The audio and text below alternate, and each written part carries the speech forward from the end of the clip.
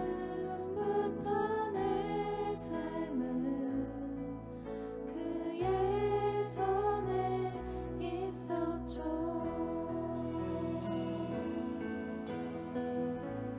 내 일을 아시죠. 내 모든 생각도 내 흐르는 눈물 그가 닦아주셨죠.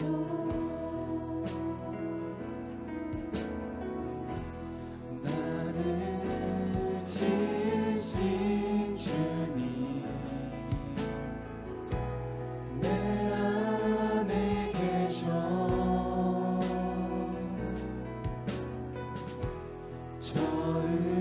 처음부터 내 삶은 그의 손에 있었죠.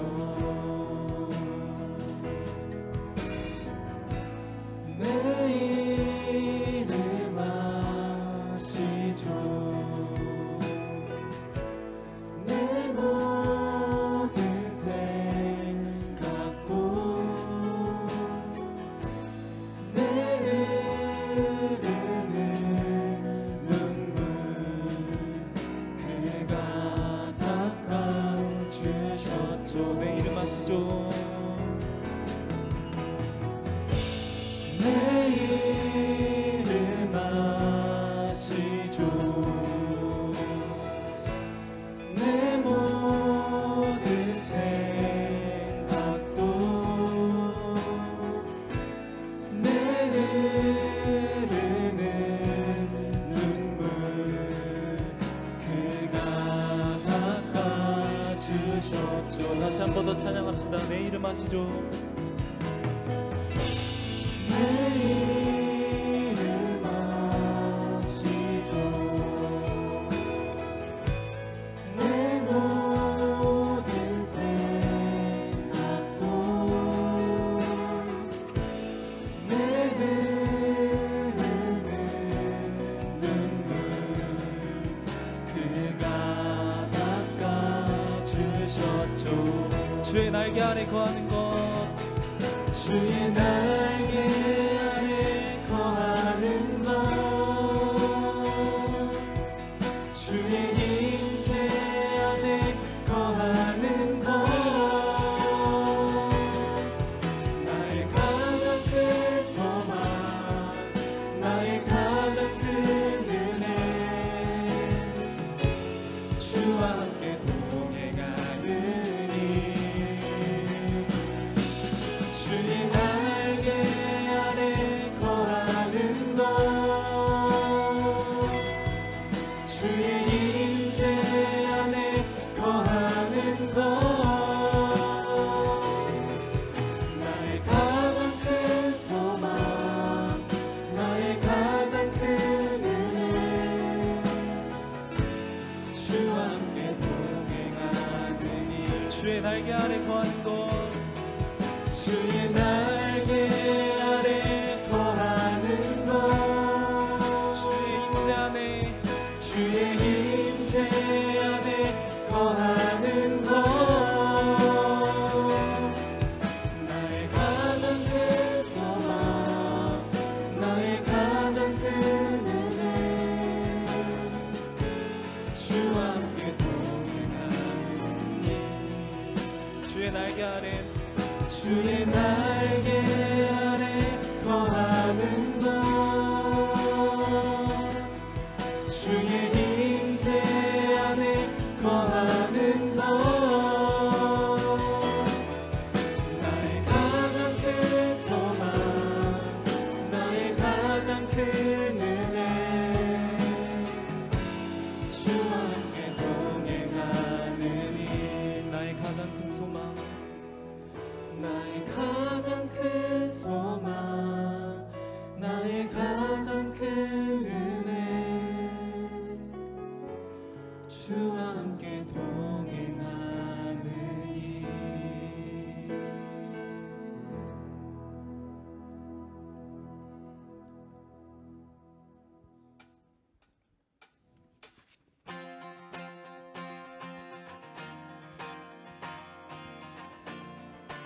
우리 다 같이 박수 치시면서 찬양하도록 하시겠습니다.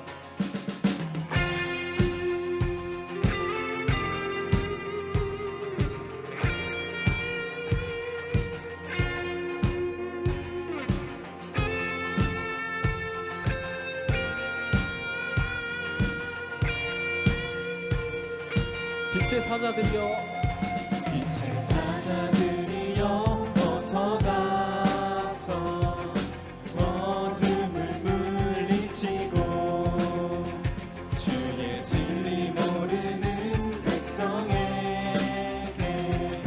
복음의 빛 비춰라. 선한 사역 위하여 힘을 내라. 주 함께 하시겠네.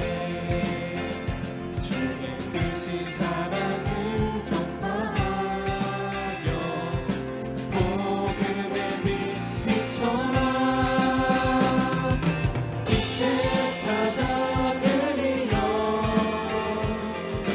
복음의 빛 비춰라. 죄로 어두운 밤 밝게 비춰라.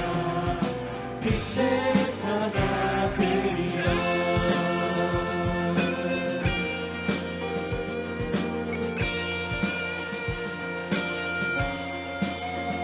주님 부탁하신 말씀 전하여 이 진리 전파하라.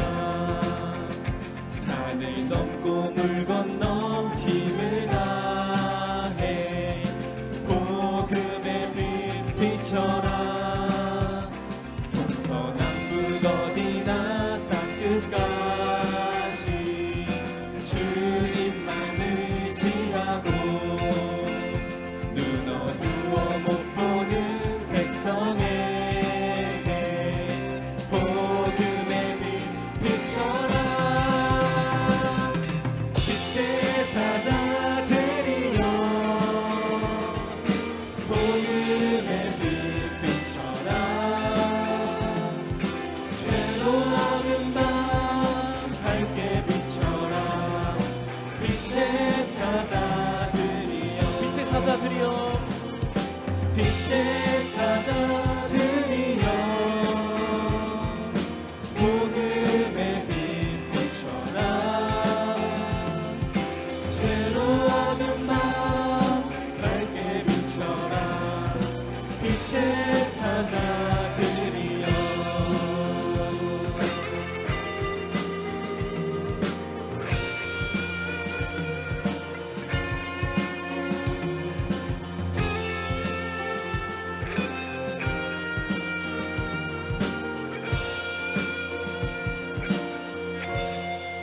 우리 하나님께 영광의 박수 올려드리겠습니다.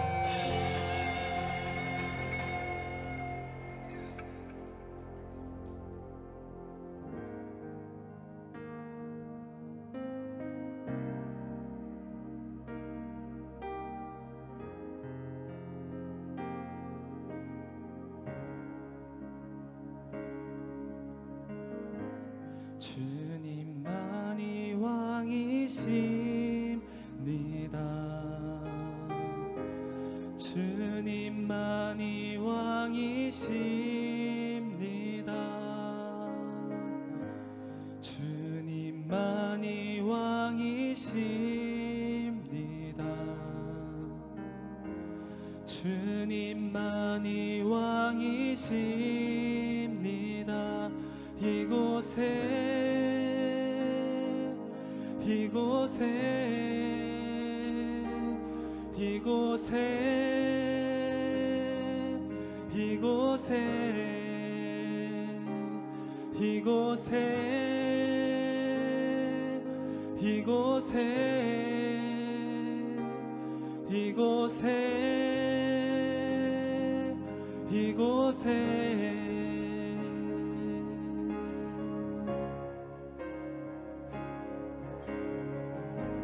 주님만이 왕이십니다.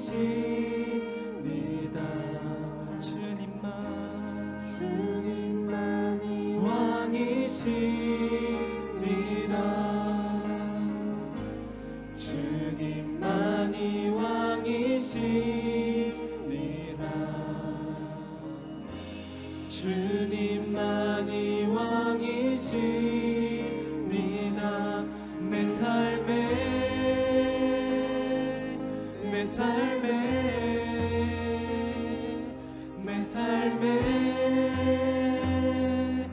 내 삶에 내 삶에 내 삶에 내 삶에 내 삶에 주님만이 왕이십니다. 주님만이 왕이십니다. 주님만이 왕이십니다. 주님만이 왕이십니다. 주님만이 왕이십니다. 온 땅에 온 땅에 온 땅에 온 땅에 온 땅에 온 땅에 온 땅에 온 땅에 온 땅에 주님만을 경배해 경배해 경배해 경배해 경배해 경배해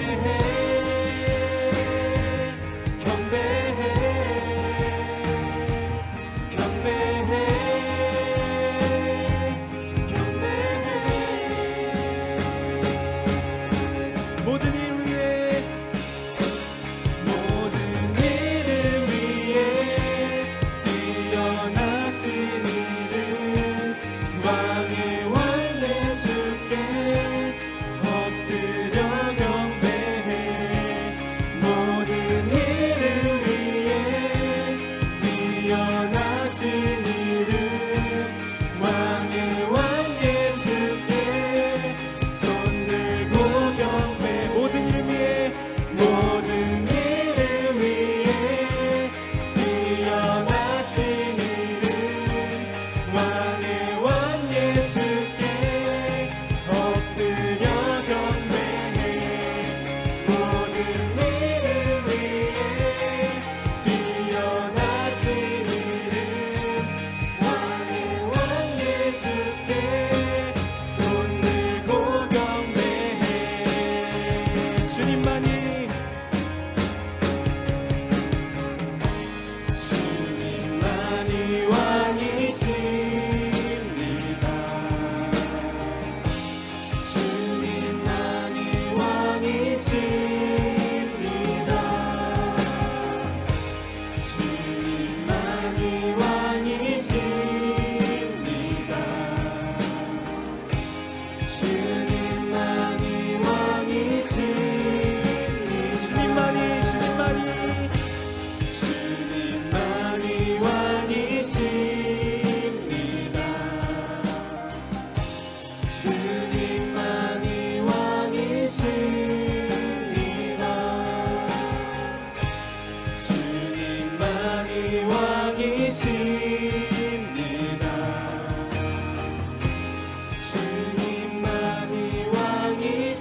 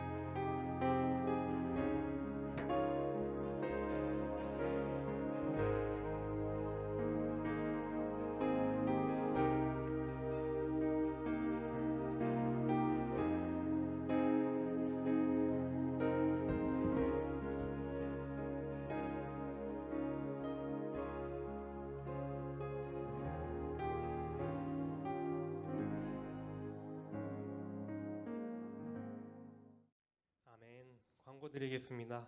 오후 프라이머십에 오신 모든 성도님들과 우리 청년들 사랑하고 축복합니다. 하나님께 예배함이 우리의 기쁨이 되길 원하고 이 시간 전심으로 주님께 예배드리길 소망합니다. 6월이 되고 더운 여름이 다가오고 있는데 또 우리 대학 다닌 청년들은 또 시험 기간이 다가오고 있습니다. 지치고 힘들겠지만 우리 매일매일 큐티하면서 하나님과 함께하는 가까이 하는 시간을 가지길 바랍니다. 오늘 이대한 목사님 말씀 전하실 때 은혜 받는 시간 되시길 바랍니다. 네, 오늘 함께 나눌 말씀 찾아보도록 하겠습니다.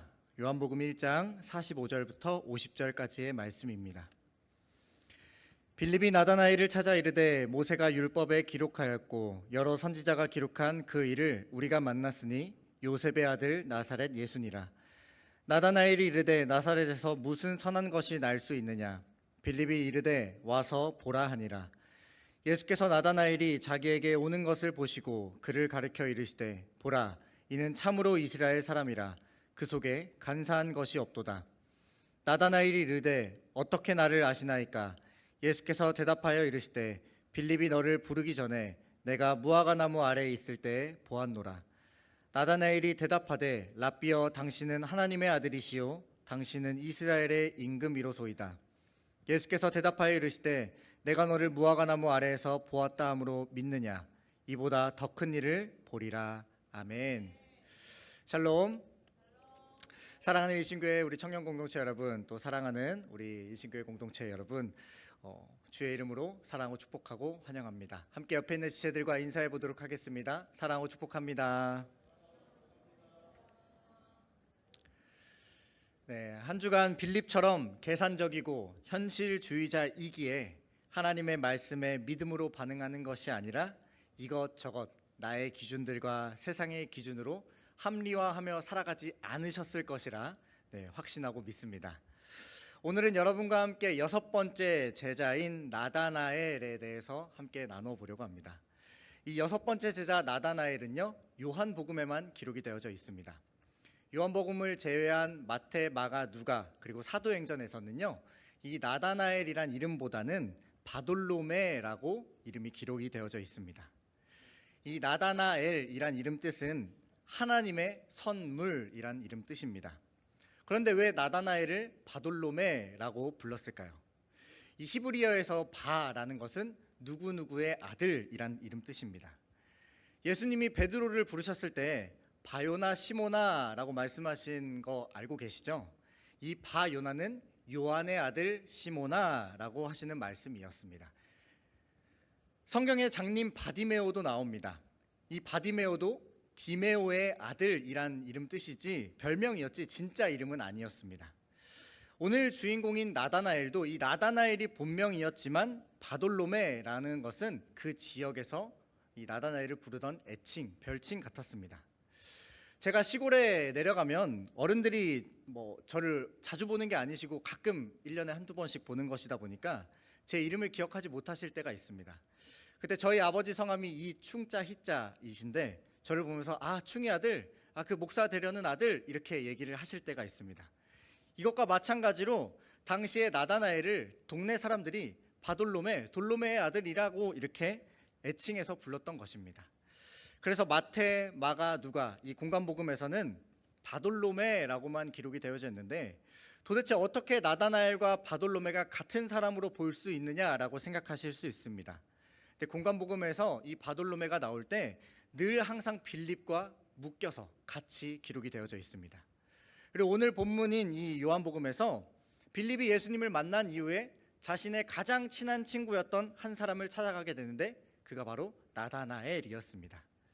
그래서 나다나엘을 이 바돌로메와 같은 사람으로 성경학자들은 보고 있습니다. 함께 요한복음 1장 43절에서부터 45절까지의 말씀을 읽도록 하겠습니다. 이튿날 예수께서 갈릴리로 나가려 하시다가 빌립을 만나 이르시되 나를 따르라 하시니 안드레와 베드로와 한 동네 베스다 사람이라. 빌립이 나다나엘을 찾아 이르되 모세가 율법에 기록하였고 여러 선지자가 기록한 그 일을 우리가 만났으니 요셉의 아들 나사렛 예수니라. 아멘. 43절 한번 다시 띄워주겠습니까? 43절에 분명히 예수님께서 갈릴리로 나가려 하시다가 이 나가려 하시다가가 결단하다, decided라는 단어가 사용됐다 했습니다.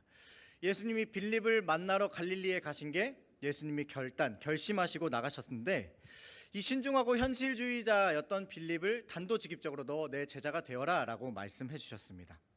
망설이거나 이것저것 재보지 말고 예수님을 따르라는 명령에 빌립은 곧바로 누구를 찾아갑니까? 나다나엘에게 갑니다. 자신과 아마 가장 친한 친구로 추정되었던 사람인 것 같은데 45절에 보니까 나다나엘, 율법에 기록되었고 선지자들이 기록한 메시아를 우리가 만났다 라고 이야기합니다. 이 기록들은 바로 구약 성경을 의미했습니다. 그래서 이 우리라는 단어에 안드레와 요한이 속해 있던 그 세례 요한의 공동체, 구약의 말씀들을 사모하면서 메시아를 기다렸던 그 무리들을 뜻했습니다. 근데 여기에 아마 나다나엘도 함께 공부하지 않았을까라고 봅니다. 왜냐하면 빌립은 안드레와 베드로와 한 동네 베세다 사람이었고요. 나다나엘은 바로 옆 동네인 갈릴리 가나 출신으로 지금의 한 6km에서 7km 정도, 차로 한 10분 정도 되는 거리에 살았던 친구였습니다. 여러분도 혹시 친구들이나 지인들, 특별히 가족들에게 교회 가자라고, 예수님 믿어보자라고 얘기해 보신 적 많으시죠? 네, 우리 어른 성도님들은 많으시겠지만 우리 청년 공동체들은 여러분 친구들이나 지인들에게 교회 가자라고 얘기해 보신 적 많으십니까? 네, 매우 적을 것 같은 느낌적인 느낌이 드는데, 최근 교회에 대한 인식들이 워낙 좋지도 않고 교회 가자라고 하면 뭔가 이단 취급받을 것 같기도 하고, 내가 맺어놨던 좋은 친구 관계 속에서 괜히 교회 얘기 꺼내서 어색해질까 봐, 좀 멀어질까 봐, 그리고 그가 내가 대답하기 어려운 뭔가 신앙적인 난제 같은 문제들을 질문받게 될까 봐 선뜻 우리가 교회 가자라고, 또 예수 믿어보자고, 예수 만나러 가자고 이렇게 말을 안 하게 되는 게 요즘의 추세인 것 같습니다. 근데 빌립은 함께 공부하고 있었고 말씀에 대한 열망이 있었던 가장 친했던 나다나엘에게 예수님을 만나자마자 우리가 그토록 기다려오고 우리가 그토록 갈망했던 그 예수님 메시아를 만났다라고, 우리 같이 가서 함께 만나보자라고 말하자 나다나엘의 반응이 이렇습니다. 46절입니다. 나다나엘이 이르되 나사렛에서 무슨 선한 것이 날 수 있느냐? 빌립이 이르되 와서 보라 하니라. 아멘. 이 나사렛은 예수님의 고향 동네인데요, 촌동네입니다. 뭔가 지역적으로 부유하거나 환경이 좋은 동네가 아니었습니다. 요즘에 거의 사용하지 않는 단어이지만 개천에서 용났다라는 단어에 해당되는 지역이 나사렛이었습니다. 지역 비하는 아닙니다. 여러분, 분당에서 예수님이 태어나셨대라는 말과 한 번도 들어보지 않은 강원도 두메산골에서 예수님이 태어나셨다, 여러분 어떤 게 더 믿어지시겠습니까? 어떤 게 더 믿을 만한 사람 같으십니까? 나다나엘에게 있어서 나사렛에서 하나님의 아들이 태어났다라고 하는 건 이와 같은 편견이었습니다. 근데 이 편견이요, 철저하게 성경을 연구하고 말씀에 해박했던 나다나엘에게 있어서 당연한 결과였습니다. 구약 성경에서 나사렛에서 하나님의 아들 메시아가 태어날 거라고 언급이 되어 있지 않습니다. 당시 유대인이 읽었던 탈무드나 미드라시 등에서 그 어떤 책에서도 기록이 되어 있지 않은 내용이었습니다. 그러니까 말씀을 연구하고 공부했던 나다나엘에게 있어서 나사렛에서 하나님의 아들이 태어났다라고 하는 건 말도 안 되는 일, 편견을 가질 수밖에 없던 말이었습니다. 근데 이런 편견을 말하는 나다나엘에게 있어서 친구 빌립의 반응이 어떻습니까?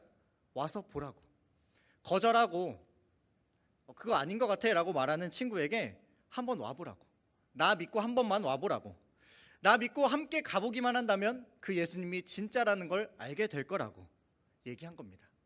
약간 친구의 이 간청으로 인해서 마음은 개운하지 않지만 약간 억지로 끌려왔던 게 나다나엘이었습니다. 그게 예수님과의 첫 만남이었어요. 근데 예수님은 이 빌립과 함께 자신에게 다가오는 나다나엘을 보시면서 처음 보자마자 이렇게 말씀하시는데 47절과 48절에 기록이 되어져 있습니다. 함께 읽도록 하겠습니다. 예수께서 나다나엘이 자기에게 오는 것을 보시고 그를 가리켜 이르시되 보라, 이는 참으로 이스라엘 사람이라. 그 속에 간사한 것이 없도다. 나다나엘이 이르되 어떻게 나를 아시나이까? 예수께서 대답하여 이르시되 빌립이 너를 부르기 전에 내가 무화과 나무 아래에 있을 때에 보았노라. 아멘. 예수님이 빌립과 함께 오는 나다나엘을 보시면서 보라, 이는 참으로 이스라엘 사람이라. 그 속에 간사한 것이 없다라고 평가를 내리셨습니다. 이 참으로 이스라엘 사람이다라는 말은 진짜 혈통적으로 유대인, 찐 유대인이다라는 말이 아니라 이스라엘 사람 중에서도 정말로 신실한 사람이다. 말씀을 정말 제대로 알고 사모하는 사람이다라는 뜻이었습니다. 그리고 간사한 것이 없도다라는 말씀을 하셨는데 새 번역 성경에서는요, 거짓이 없다. 쉬운 성경은 거짓된 것이 하나도 없다라고 번역하고 있습니다. 이 간사라는 단어가 헬라어 둘로스라는 단어인데 이스라엘에서 어떤 때 쓰였냐면 물고기를 잡는 미끼에 쓰였습니다. 미끼가 무슨 역할을 합니까? 물고기를 속여서 낚기 위한 용도잖아요. 그래서 이 단어가 교활함, 속임, 거짓의 대표적인 단어였습니다.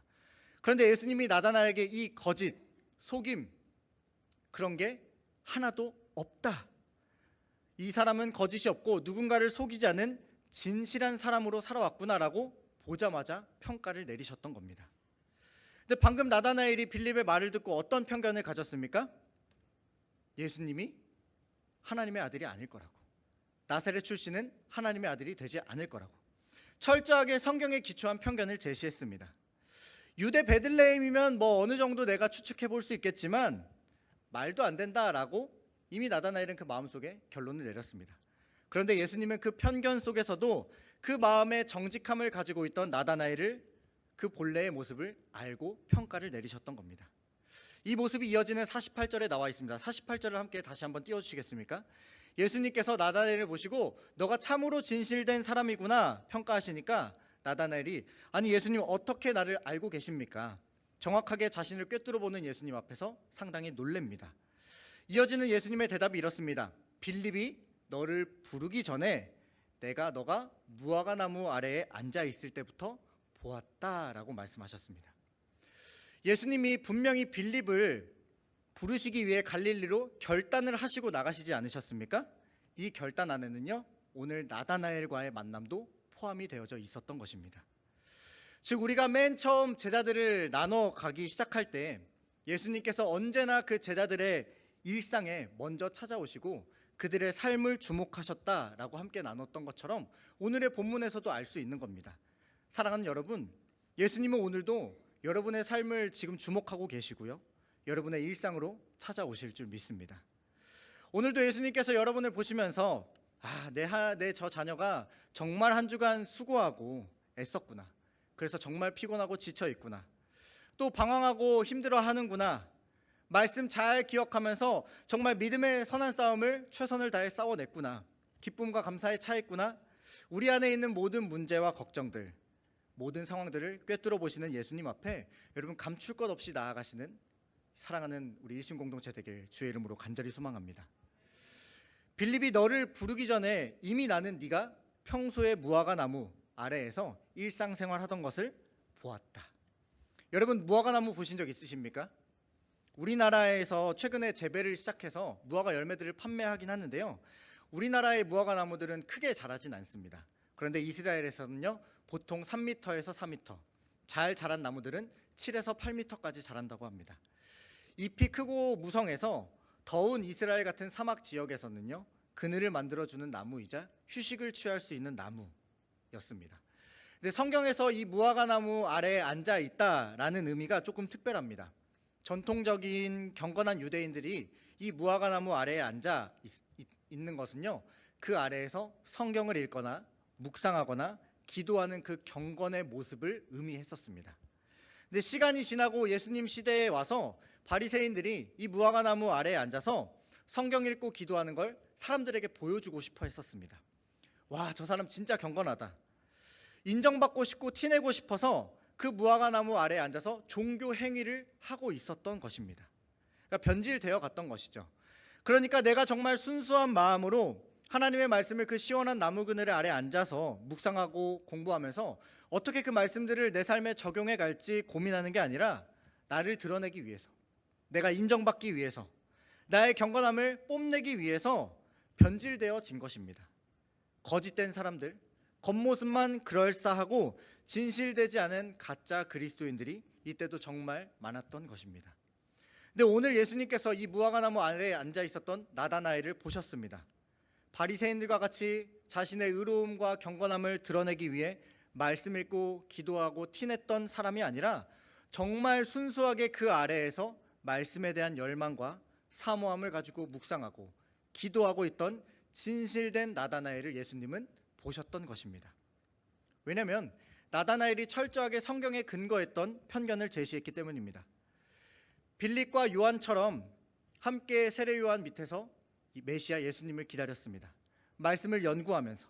그런데 나사렛에서 하나님의 아들이 태어났다고 하니까 우리가 연구하면서 배워온 그 말씀 중엔 그런 것이 없었다. 말도 안 돼라고 했던 그 순수한 신앙을 예수님은 보셨던 것입니다. 사랑하는 여러분, 오늘 이 말씀이 우리에게 이렇게 적용이 되길 원합니다. 오늘 말씀을 전하고 있는 저에게는요, 예수님이 보셨을 때 진짜 나다나엘과 같은 진실함으로 사랑하는 나의 자녀들에게 정말 하나님의 말씀을 온전히 잘 전하고 있구나. 또 여러분들에게는 여러분의 삶의 자리에서 나의 사랑하는 자녀가 세상의 기준과 자신의 영광을 위해 공부하고 미래를 준비하고 일하고 애쓰는 것이 아니라 하나님의 영광을 위해서 나를 오늘도 삶의 자리로 부르신 그 사명에 최선을 다하며 그 일상으로 찾아오시는 예수님을 기대하면서 최선을 다해 살아가고 있구나. 누가 보든지 누가 보지 않든지 정말 하나님 앞에서 진실하게 살아가고 있구나 칭찬받는 우리 사랑하는 공동체 되길 간절히 소망합니다. 저는 이 나다나엘을 묵상하면서 참 이스라엘 사람이다, 그 속에 간사한 것이 없도다, 모든 이스라엘 사람 중에 정말 신실하고 진실되다라는 그 예수님의 평가가 너무너무 부러웠습니다. 그리고 또 도전이 많이 되었습니다. 여러분, 우리는 수많은 편견들을 가지고 살아갑니다. 특히 이 편견들이 사람을 대할 때 많이 드러납니다. 첫 인상으로 우리는 사람을 너무나도 쉽게 평가하고 대화 한마디도 해보지 않았는데 그 행동들이나 그냥 먼 발치에서 본 모습들을 보면서 저 사람은 나랑 안 맞을 거라고, 저 친구는 별로일 거라고 라고 편견을 가질 때가 많이 있습니다. 외모뿐만이 아니라 집안 배경이나 성적이나 직장 같은 걸로도 편견을 가지고 사람들을 평가할 때가 우리 안에도 많이 있습니다. 또 수많은 거짓들을 숨기면서 살아갑니다. 가면을 쓰고 교회에 옵니다. 교회의 생활과 우리들의 일상의 생활과 가정의 생활 완전히 다 다르죠. 저도 마찬가지로 수많은 가면들이 있습니다. 여러분도 그렇지 않으십니까? 우리 모두는 껍데기는 되게 화려하게 늘 포장하고 겉은 화려한데 속은 늘 문제가 있고 썩어 있습니다. 근데 겉은 화려하니까 괜찮지, 이 정도면 괜찮을 거야 라고 생각하는 그리스도인들이 얼마나 많은지 모릅니다. 그도 그럴 것이 우리가 살아가는 세상 속에서요, 내 목표와 성공을 이루기 위해 수단과 방법 가리지 않아도 되고 어떻게든 그거 얻어내기만 하면 괜찮다라고 말하고 있기 때문입니다. 내 속은 어떻든 간에 남이 어떻게 보여지는 것, 남에게 어떻게 보여지는 것, 남이 어떻게 나를 평가하는 것, 나의 성공을 위해서 얼마든지 그 과정들은 묵인해도 된다, 용납해도 되는 일들이 많이 있고 그리스도인들도 이 모습에서 자유로울 수 없습니다. 안타깝게도 부도덕하고 부조리한 일들이 교회 안에서도 일어날 때가 있고요, 서로 상처를 주고 속이고 싸우는 일도 부지기수로 일어납니다. 이런 현실 속에서 오늘 예수님이 우리에게 찾아오셔서 너는 정말 진실된 사람이라고, 그 속에 간사한 것이 없다라고 말씀하시면 어떠실까요? 오늘 나다나에게 말씀하셨던 그 핵심은요, 바로 자신의 목적이나 자신의 영광을 위해 수단과 방법을 가렸던 정직한 사람이라고 예수님은 말씀하셨던 겁니다. 이 반증이 무화과 나무 아래에 앉아 있었다라는 겁니다. 제가 12제자 설교를 준비하면서 이 오늘 나다나엘에 대해 읽은 책 중에 목회 신학이란 매거진이 있습니다. 작년 3월 발간된 미켈란젤로 최후의 심판 중 이 나다나엘에 관련된 글 안에 이런 내용이 있어서 여러분에게 소개하고 싶은데요. 당시 수많은 사람들이 자신들의 경건함을 드러내기 위해 이 무화과 나무 아래에 앉아서 겉모습만 화려하게 치장하고 있었습니다. 그런데 나사렛 출신인 이 우리가 기다려온 메시아, 하나님의 아들이 어떻게 그 출신이겠냐라는 편견이 가득했던 나다나엘만큼은 예수님께서 왜 도대체 진실된 자라고 칭찬하셨냐라고 하면 그 아래에 앉아서 다른 사람과 달리 정말 열심히 말씀에 대해 공부하고 기도하는 사람이었다라고 기록하고 있습니다. 여러분, 공부는요, 띄워주세요. 낯선 지식, 나의 부족함을 채우기 위한 노력입니다. 공부가 나의 낯선 지식이나 나의 부족함을 채우기 위한 노력이고요, 기도는 하나님의 뜻을 듣는 것입니다. 즉 공부는 내 안의 세계가, 내 지식의 범위가 지극히 작다라는 걸 하나님 앞에 인정하는 태도이고요. 기도는 나를 초월한 하나님의 세계가 있다라고 인정하고 받아들이는 것입니다. 그래서 기도하면서 공부하는 사람에게 정직하게 자기의 편견을 들여다볼 수 있는 객관적인 상황이 열린다라는 것입니다. 당시 많은 사람들이 자기의 경건함을 뽐내기 위해서 나 이렇게 열심히 성경 읽고 공부하고 있어, 나 이렇게 열심히 기도하고 경건한 사람이야 라고 무화과 나무에 무수히 많이 앉아 있었습니다. 그런데 하나님께서 그들을 보시고, 예수님께서 그들을 보시고 너 정직하다, 너 진실된 사람이라고나 말하지 않았고, 편견이 있었던 나다나엘에게 너 진실된 사람이라고, 너 진짜 하나님의 사람이라고 말씀하셨던 그 이유는 그 나무 아래 앉아서 정말 진심으로 온 마음을 쏟으면서 메시아를 기다리고 장차 올 그 메시아에 대해 공부하고 기도하고 소망했던 유일한 진실된 사람이었기 때문이었습니다. 누군가 나를 바라보거나 나를 어떻게 평가할지 그 시선에 집중하고 그 시선에 나를 맞추는 것이 아니라 남이 어떻게 생각하던 간에 하나님 앞에 정직하게 그 나무 아래 앉아서 말씀을 사모하고 그 말씀대로 살아가려고 노력했던 유일한 사람이었다라는 것입니다. 그래서 예수님이 나다나엘을 보시면서 그 속에 간사한 것이 없다고, 그 속에 거짓이 없고 속임이 없는 자라고 평가를 내리셨던 것입니다. 저는 이 글이 정말 많은 도전이 되었습니다. 여러분, 우리 이 자리에 앉아 있지만 얼마나 많은 편견들을 가지고 살아가십니까? 나는 해도 안 된다라고, 나는 기도 많이 했는데도 응답받지 못한다라고, 성경 읽고 열심히 기도하고 말씀대로 살아가려고 하는데 왜 내 삶은 바꿔주시지 않냐라고, 하나님께서 진짜 나를 사랑하시는 걸까? 다른 사람들은 믿음도 좋아 보이고 응답도 많이 받고 여러 열매들이 풍성한 것 같은데 왜 나에겐 그런 게 없냐라고, 나에게는 해당되지 않는다, 편견을 가질 때가 많이 있습니다. 교회 안에서 거룩한 척, 말씀대로 우리 한 주간 살아간 척 얼마나 많이 하고 있습니까?